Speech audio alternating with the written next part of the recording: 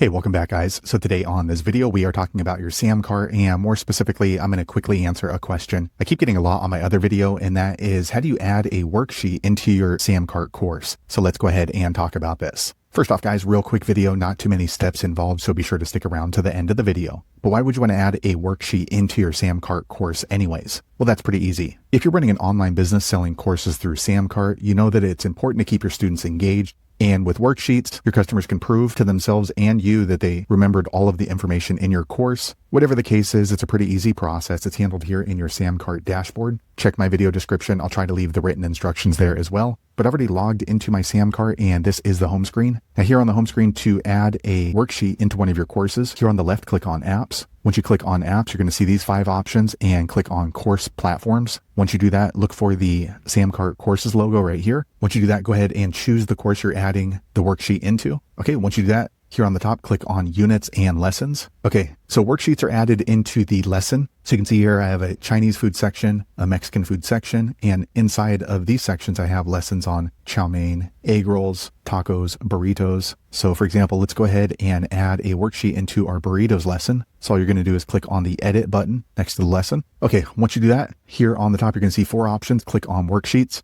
Okay guys, so here is where you can set up a worksheet. So worksheet's kind of like homework, I guess. So you can set up a series of questions, long form questions, multiple choice. So you're going to go ahead and click here, Create New Worksheet. Once you do that, you're going to go ahead and name the worksheet. So this is on my burrito lesson. So let's say Verify Burrito Ingredients Worksheet. Okay. And now we can go ahead and start building it out. First off, do you want an email? When one of your students fills out this worksheet, you can click here, and that way you receive notifications. And then you want to click Add Content. Okay, so you can go ahead and choose what type of content. So maybe we'll do this one, Add Checkboxes. Okay, so here we're going to go ahead and add the question or description of what we're working on. So check all ingredients for burritos. Okay, and then we're going to go ahead and add the response. So I'm going to go ahead and add 4 responses. So let's say lettuce, meat, cheese, turkey. Okay, I'm going to go ahead and add content again, and then I'm going to go ahead and scroll down to an essay field. Okay, so here I'm going to prompt them to tell me the best burrito restaurant in Los Angeles. Okay, and then we're going to go ahead and add a placeholder text so that way they know what they're supposed to write.